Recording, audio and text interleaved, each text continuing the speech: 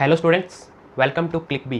तो आज हम क्लास 9th यानी कि कक्षा 9 का गणित विषय स्टार्ट करने जा रहे हैं, मैथमेटिक्स को स्टार्ट करने जा रहे हैं। हम स्टार्ट करेंगे जो हमारा पहला टॉपिक है या पहला चैप्टर है, नंबर सिस्टम, संख्या पद्धति। जो हम संख्याएं एंड नंबर्स पढ़ते आए हैं, बेसिकली हम कौन से नंबर्स पढ़ते आए हैं आज तक? 0, 1, 2, 3, 4, 5, 6, 7, 8 एंड 9। यही बेसिकली हमारे पास नंबर होते हैं। इन्हीं से सारे नंबर्स जनरेट होते हैं। कैसे? इन्हीं से हम नंबर्स जनरेट कर सकते हैं। भाई कोई भी नंबर होगा वो इन 10 अंकों से, इन 10 नंबर से ही जनरेट होगा। ठीक है, हम कोई भी संख्या बनाएंगे तो वो इन 10 संख्याओं का मेल ही तो होगी। सपोज हम 17 लिखते हैं तो 1 और 7 को ही तो हमने मिलाया है। एक तरीके से इन्हीं से तो सारा कुछ बना हुआ है। सब जनरेट किससे हुआ है? इन 10 संख्याओं से सब कुछ जनरेट हुआ है। तो चैप्टर को हम स्टार्ट करने वाले हैं और बहुत ही इंटरेस्टिंग वे में स्टार्ट करेंगे। और देखिए यहाँ पर एक बात यह है कि जो हिंदी मीडियम वाले बच्चे हैं, हिंदी माध्यम के विद्यार्थी हैं, उनको इंग्लिश सीखनी पड़ेगी। क्यों? क्योंकि एक मैंडेटरी चीज़ हो गई। क्योंकि आज हम जो भी बुक्स पढ़ेंगे या आगे चलकर हम कोई भी बुक पढ़ेंगे, 11th-12th के लिए पढ़ें या फ्यूचर में कुछ भी पढ़ें, ग्रेजुएशन या पोस्ट ग्रेजुएशन में, नहीं तो ज़्यादा दूर नहीं जाकर हम ओलंपियाड का पेपर देते हैं क्लास 9th के अंदर ही, वो पूरा का पूरा पेपर आपका किस में आएगा? इंग्लिश में आएगा। तो इंग्लिश मीडियम वाले बच्चे को तो कोई दिक्कत नहीं होगी क्योंकि उसका तो मीडियम वैसे ही इंग्लिश है। हिंदी मीडियम वाले बच्चे को इसमें दिक्कत होने लग जाती है क्योंकि उसे इंग्लिश नहीं आती है। तो इसका भी एक तोड़ है कि हम इंग्लिश और हिंदी दोनों में पढ़ाएंगे, बाईलैंग्वेज चलेंगे। देखो हर चीज़ आपको हिंदी और इंग्लिश बराबर एक्सप्लेन की जाएगी। बोर्ड के ऊपर इंग्लिश में भी लिखा जाएगा और हिंदी में भी लिखा जाएगा। सब कुछ आपको डिटेल में बताया जाएगा दोनों लैंग्वेज के लिए। ठीक है, तो हिंदी मीडियम वाले हैं वो थोड़ा सा इंग्लिश की जो वोकेबलरी है या जो मेन टर्मिनोलॉजी है, टर्म्स जो है मेन उनको पकड़ें, थोड़ा सा सेंस को समझने की कोशिश करें, तो 2 से 3 महीने के अंदर ही आपकी इंग्लिश अच्छी होने लग जाएगी। आप कोई भी इंग्लिश की बुक पढ़ सकते हैं और उससे क्वेश्चन सॉल्व कर सकते हैं मैथ्स के अंदर, गणित विषय में। तो इसी तरीके से आगे बढ़ते चलेंगे तो 6 से 7 महीने में आप हैबिचुअल हो जाएंगे। आप इंग्लिश की बुक्स भी सॉल्व करने लगेंगे, मैथ्स सब्जेक्ट की, गणित विषय की। और इंग्लिश वाले हैं उनके लिए थोड़ा सा ये रहेगा कि थोड़ा सा आपको हिंदी सुननी पड़ेगी, लेकिन आपके लिए भी कुछ ना कुछ ज़रूर नया लेकर आएंगे। तो चलिए शुरू करते हैं इस वीडियो को, प्लेइंग विथ नंबर्स। अब हम अंकों के साथ खेलेंगे क्योंकि अर्थमेटिक है, अर्थमेटिक यानी अंक, नंबर्स। तो अब हम नंबर्स के साथ खेलने वाले हैं, प्लेइंग विथ नंबर्स। आओ अंकों के साथ हम खेलते हैं, लेट्स प्ले।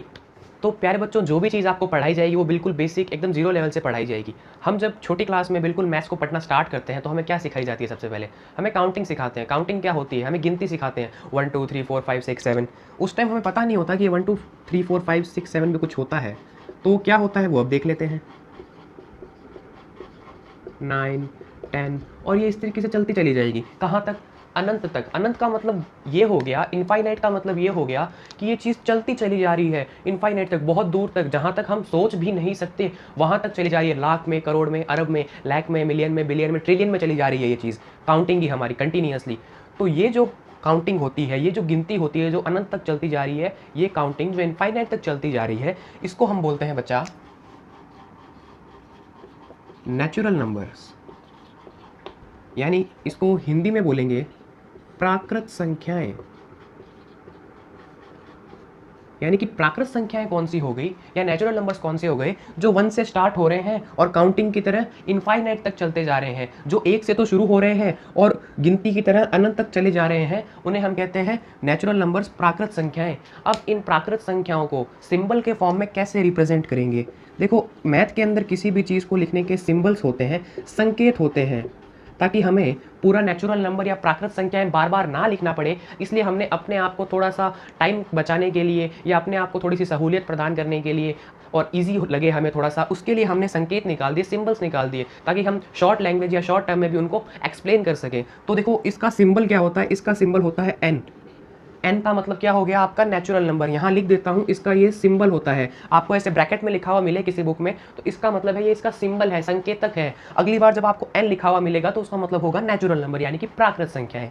सिमिलरली अब यही प्राकृत संख्याएं मैं कुछ नहीं करता हूँ, मैं 0 से स्टार्ट कर देता हूँ। 0 1 2 3 4 5 6 7 और ये ऐसे ही चलता चला गया। कहाँ तक? इनफाइनाइट तक। कहाँ तक पहुँच गया? अनंत तक पहुँच गया। कोई चेंज नहीं किया मैंने, बस क्या किया, पूरा का पूरा यही लिख दिया और आगे एक 0 लगा दिया। ठीक है, तो अब इनको क्या बोलेंगे? इसको तो नेचुरल नंबर बोल रहे थे, प्राकृत संख्या बोल रहे थे, लेकिन यहाँ एक 0 और आ गया तो इसे क्या बोलेंगे? देखो 0 आते ही क्या बोल देंगे? होल नंबर बोल देंगे। क्या बोल देंगे? Whole number. हिंदी में मैं अगर आपको बताऊं तो क्या बोलेंगे इसको? इसको बोलेंगे हम पूर्ण संख्या। ठीक है, अब पूर्ण संख्या क्यों बोल सकते हैं, क्योंकि इसमें जीरो भी आ रहा है और सब कुछ आ रहा है, तो इसको पूर्ण संख्या बोलेंगे। होल नंबर बोल देंगे जीरो से स्टार्ट होकर जो इनफाइनाइट तक जा रहे हैं। काउंटिंग स्टार्ट की जीरो से 1 2 3 4 5 6 और इसी तरीके से इनफाइनाइट तक चली गई। हमने जीरो से गिनती को शुरू किया और वो अनंत तक जा रही है, तो उसे हम बोलेंगे पूर्ण संख्या यानी कि होल नंबर। तो ये बात हुई कि भाई होल नंबर और नेचुरल नंबर के बारे में। अब बात आती है कि इसका रिप्रेजेंटेशन n था, इसका सिंबल n था, इसको n से दिखाते हैं, तो इसको किससे दिखाएंगे? इसको हम दिखाएंगे बच्चा w से। किससे? w। w यानी होल नंबर। अगली बार जब मैं w लिखूंगा तो उसका नंबर होगा अगली बार जब मैं w लिखूंगा तो उसका मतलब होगा बच्चा होल नंबर यानी कि पूर्ण संख्या। ठीक है, तो n मतलब नेचुरल नंबर प्राकृत संख्या, w मतलब होल नंबर पूर्ण संख्या। तो यहाँ पर हमने दो नंबर्स को पढ़ लिया। किसको? एक तो हमने पढ़ा प्राकृत संख्या नेचुरल नंबर को, और एक हमने पढ़ा होल नंबर को। ठीक है बच्चा। अब देखो बच्चों, हमारे पास एक बहुत ही अच्छा नंबर है जिसे हम कहते हैं जीरो, लड्डू जिसे हम कहते हैं। उसके ऊपर भी थोड़ी बात कर लेते हैं कि भाई ये जीरो की क्या क्या क्वालिटीज़ होती है, ये जीरो के अंदर क्या क्या विशेषताएं होती है। इस जीरो की विशेषताएं क्यों बता रहा हूँ? तो ज़ीरो देखो, ज़ीरो ना तो नेगेटिव है, ज़ीरो नेगेटिव नहीं है, मतलब जीरो ऋणात्मक भी नहीं है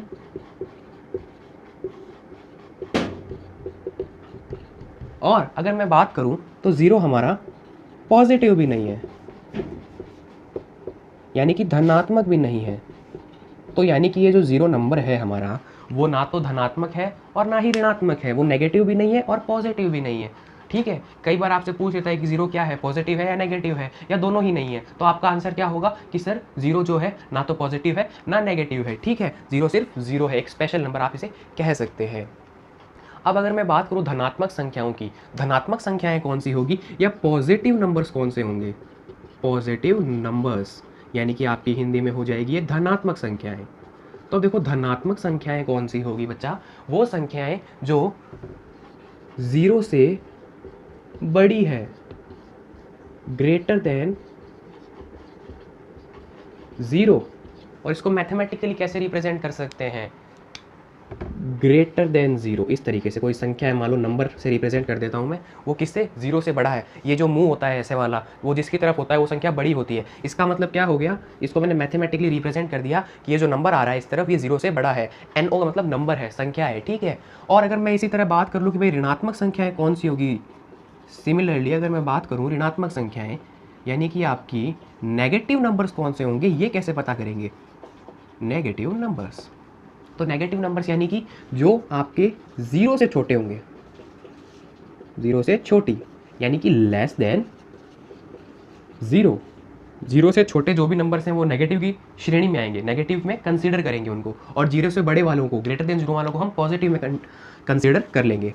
यानी कि लेस देन जीरो जो नंबर्स आएंगे, इसका मतलब क्या हो गया? इस बार जो नंबर है उनसे जीरो बड़ा है, यानी कि वो नंबर्स, वो संख्याएं जीरो से छोटी है, वो हो जाएगी आपकी ऋणात्मक संख्याएं, और जो जीरो से बड़ी है वो आपकी हो जाएगी धनात्मक संख्याएं। मतलब जो ये जीरो था ना, ये जीरो क्या है?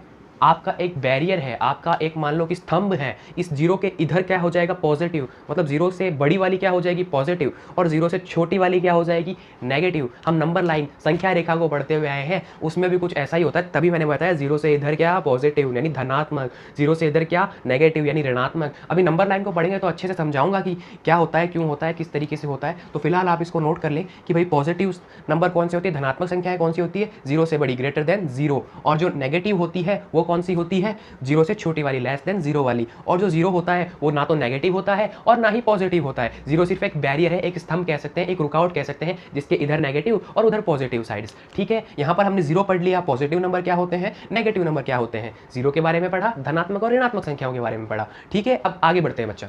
तो स्टूडेंट्स अभी हमने क्या पढ़ा था? अभी हमने पढ़ा था कि भाई स्टार्ट किया था नेचुरल नंबर से और होल नंबर से। हमने अभी तक क्या पढ़े हैं? पूर्ण संख्याएं और प्राकृत संख्याएं। अब यहाँ पर हम एक चीज़ और पढ़ने वाले हैं, एक छोटी सी थ्योरम कह दीजिए या एक प्रमेय कह दीजिए, उसे हम पढ़ने वाले हैं। हिंदी में पहले देख लीजिए क्या लिखते हैं। सभी प्राकृत संख्याएं पूर्ण संख्याएं होती है, परंतु या किंतु इसका प्रतिलोम सत्य नहीं है, या इसको बोल सकते हैं प्रतिलोम असत्य है। दोनों ही बातें सेम हैं, जो सत्य नहीं है वो असत्य हो जाएगा। अगर मैं इंग्लिश में बात करूं तो ये हो जाएगा every natural number is whole number but converse of it not true. तो इसका मतलब क्या हुआ कि सभी प्राकृत संख्याएं पूर्ण संख्याएं हैं परंतु इसका प्रतिलोम सत्य नहीं है। Every natural number is whole number but converse of it not true. अब देखो सबसे पहले देखते हैं इसका प्रतिलोम होगा क्या। इसका प्रतिलोम ये हो गया कि सभी प्राकृत संख्याएं अगर पूर्ण संख्याएं हैं तो इसका प्रतिलोम हुआ कि सभी पूर्ण संख्याएं जो हैं वो प्राकृत संख्याएं हैं। इसका कन्वर्स ये हो गया कि सारे नेचुरल नंबर्स अगर होल नंबर है तो इसका कन्वर्स मतलब इसका उल्टा क्या हो गया, वो हो गया कि सारे होल नंबर्स क्या है, नेचुरल नंबर्स हैं। तो देख लेते हैं हमारे नेचुरल नंबर्स कौन कौन से होते हैं भाई लोग। नेचुरल नंबर होते हैं 1 2 3 4 5 6 7 8 और ये चल रहा है कहाँ तक, इनफाइनाइट तक, अनंत तक। होल नंबर कौन से होते हैं भाई, 0 1 2 3 4 5 और ये सेम 6 7 8 9 इनफाइनाइट तक, अनंत तक चला जा रहा है। अब अगर मैं पहली लाइन की बात करूं, इसके अंदर पहली लाइन देखते हैं क्या है, सभी प्राकृत संख्याएं पूर्ण संख्याएं होती है। Every natural number is whole number. तो देखो इसमें पहले प्राकृत संख्या देखते हैं 1 2 3 4 5 6 7 8 9 10, ये अनंत तक जा रही है। अब ये पूर्ण में देखते हैं, पूर्ण में ये संख्याएं आ रही है कि सारी प्राकृत संख्याएं पूर्ण संख्याएं कब होगी, जब वो इसके अंदर आएंगी। सारे नेचुरल नंबर्स होल नंबर तभी तो होंगे जब वो इस डब्ल्यू के अंदर लाई कर जाएंगे, इस डब्ल्यू के अंदर आ जाएंगे। तो देखो ये भाई 1 से लेके कहाँ तक, इनफाइनाइट तक सब कुछ आ रहा है। इसका मतलब मैं इसको बोल सकता हूँ कि ये क्या है, n नेचुरल नंबर। मतलब डब्ल्यू के अंदर क्या आ रहा है, n आ रहा है। मतलब मैं डब्ल्यू को लिख सकता हूँ बेटा 0 + n, ये मैं डब्ल्यू को लिख सकता हूँ। मतलब कि 0 + n नेचुरल नंबर और 0 को अगर मैं ऐड कर दूं या नेचुरल नंबर और 0 को मैं साथ में लिख दूं तो वो क्या हो जाएगा, W, यानी कि होल नंबर। 0 और प्राकृत संख्या को जैसे मैंने मिला दिया तो वो बन जाएगी पूर्ण संख्या। देखो ये तो पूरी की पूरी क्या है, प्राकृत संख्या, क्योंकि 1 से शुरू हो रही है, 1 से स्टार्ट हो रही है और अनंत तक जा रही है, इनफाइनाइट तक जा रही है। तो और इसमें 0 एक और है, तो 0 + ये नेचुरल नंबर, ये क्या हो जाएंगे, सारे के सारे होल नंबर्स की श्रेणी में आ जाएंगे। लेकिन अगर मैं बात करूं क्या सारे होल नंबर नेचुरल नंबर्स हैं, तो हमने देखो स्टार्ट किया, ये तो 0 से स्टार्ट हो रहा है लेकिन ये तो 1 से स्टार्ट हो रहा है। मतलब कि नेचुरल में क्या हो रहा है, नेचुरल नंबर में 0 नहीं आता है, ठीक है, और 0 होल नंबर में आता है। प्राकृत संख्या में 0 नहीं आता है, लेकिन 0 कहाँ आ रहा है, पूर्ण संख्या में। तो क्या मैं बोल सकता हूँ सारी की सारी पूर्ण संख्याएं क्या है, प्राकृत संख्याएं हैं? नहीं बोल सकता, क्योंकि सारी पूर्ण संख्याओं में हर एक या एवरी नेचुरल नंबर के मतलब सारी पूर्ण संख्याओं में 0 भी आता है, लेकिन 0 नेचुरल नंबर में नहीं है, 0 प्राकृत संख्या में नहीं है। सारे के सारे होल नंबर्स के अंदर 0 भी आएगा ना, क्योंकि सब होल नंबर्स यानी 0 से लेके इनफाइनाइट तक, तो उसमें 0 इंक्लूड है। लेकिन यही बात मैं नेचुरल नंबर में देखूँ तो 0 नहीं आता, मतलब नेचुरल नंबर में 0 नहीं है। तो मैं ये बोल सकता हूँ कि सारे के सारे होल नंबर नेचुरल नंबर नहीं होते।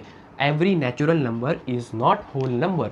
अगर मैं 0 को हटा दूँ ना यहाँ से, तो ये हो जाएगा कि every natural number is whole number and every whole number is natural number, यानी कि प्रत्येक प्राकृत संख्या पूर्ण संख्या है और प्रत्येक पूर्ण संख्या प्राकृत संख्या है। लेकिन जैसे ये 0 आ गया ना, क्योंकि इसमें तो 0 कंसीडर करते हैं, पूर्ण संख्या ही वही होती है, पूर्ण संख्याएं ही वो होती है जो 0 से स्टार्ट होकर अनंत तक जाती है, होल नंबर्स ही वही होते हैं जो 0 से स्टार्ट होकर इनफाइनाइट तक जाते हैं। तो इसका मतलब ये चीज़ सही है। क्या है ये, सभी प्राकृत संख्याएं पूर्ण संख्याएं हैं, परंतु इसका प्रतिलोम सत्य नहीं है। Every natural number is whole number but converse of it not true. Reason क्या है, रीजन इस 0 वाला है कि 0 जो होता है वो होल नंबर यानी पूर्ण संख्याओं में आता है और नेचुरल नंबर यानी प्राकृत संख्याओं में नहीं आता है। तो ये एक बेसिकली थ्योरम थी, कई बार पूछ ली जाती है। और ये सबसे बड़ी बात बताऊं बच्चों आपको, जो कॉम्पिटिटिव एग्जाम्स होते हैं ना उनमें भी बहुत बार पूछी गई है।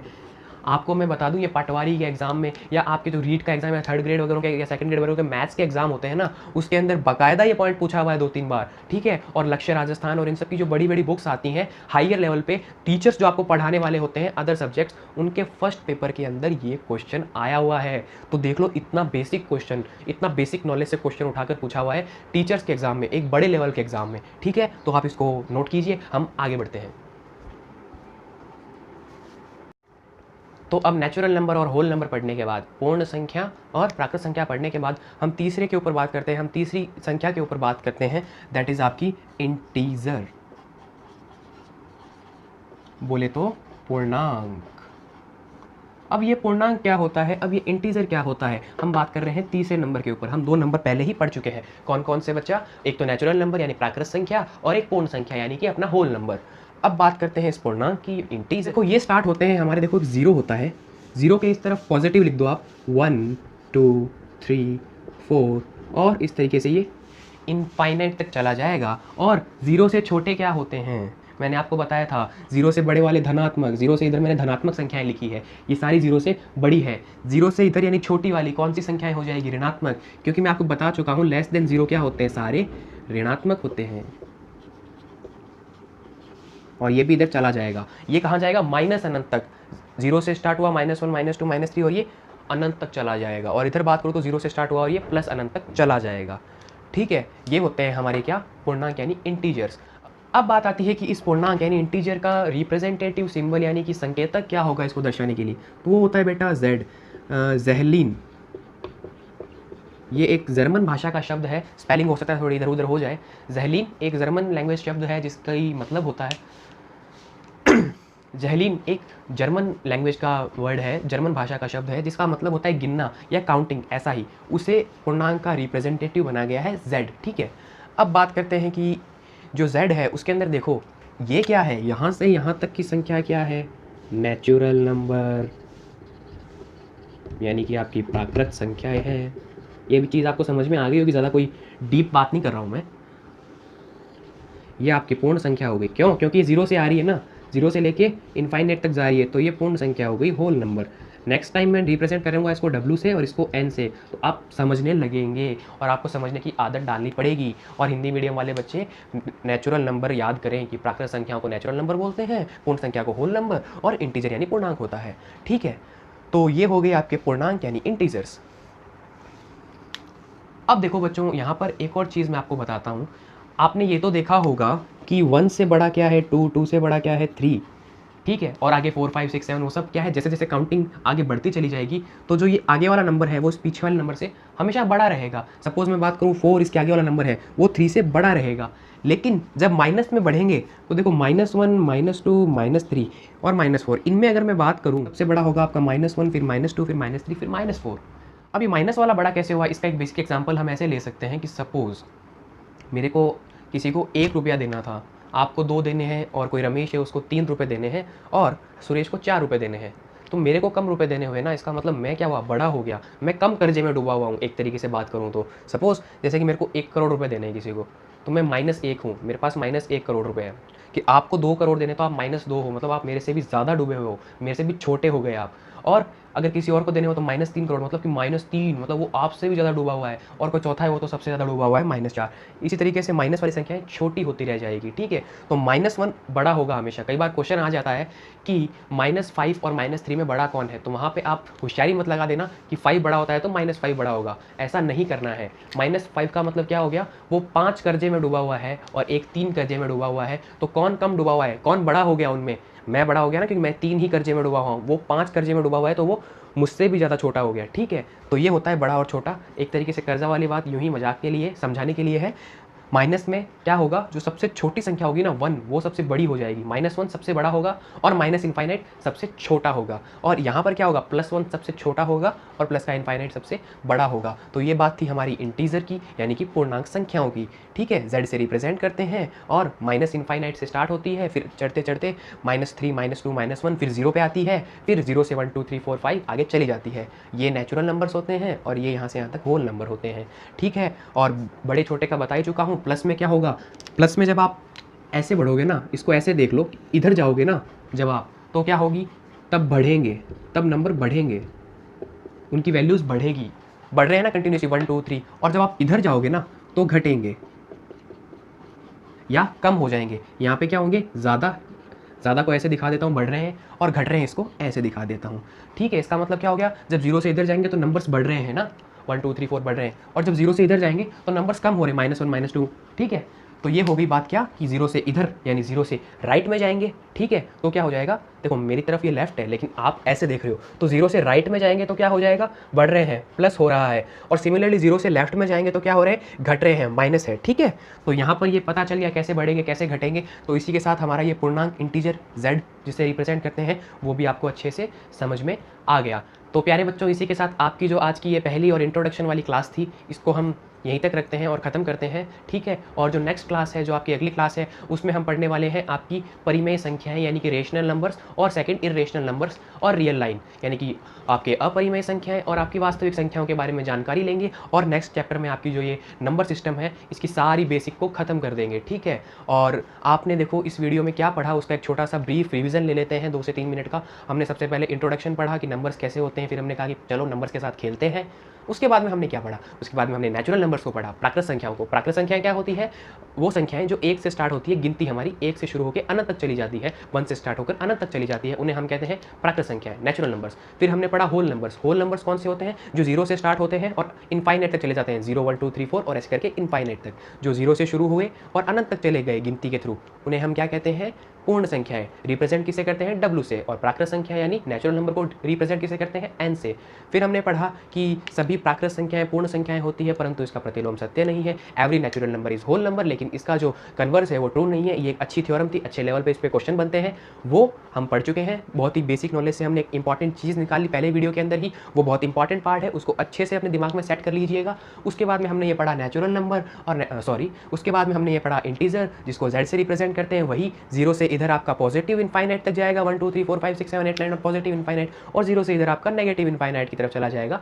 और इधर जाएंगे तो वैल्यूज बढ़ेगी, इधर जाएंगे तो वैल्यूज घटेंगी, ठीक है, मतलब घट रहा है ना, ओके। और इसी तरीके से हमने आज का ये लेक्चर खत्म किया। आपको अच्छे से समझ में आया होगा। अगर आपको कोई डाउट लगे या कोई भी क्वेरी हो तो आप नीचे कमेंट बॉक्स में लिख सकते हैं। मैं आपको 24 to 36 आवर्स के अंदर उसका सॉल्यूशन देने की कोशिश करूंगा। उम्मीद करता हूँ आपको सब कुछ अच्छे से समझ में आया होगा।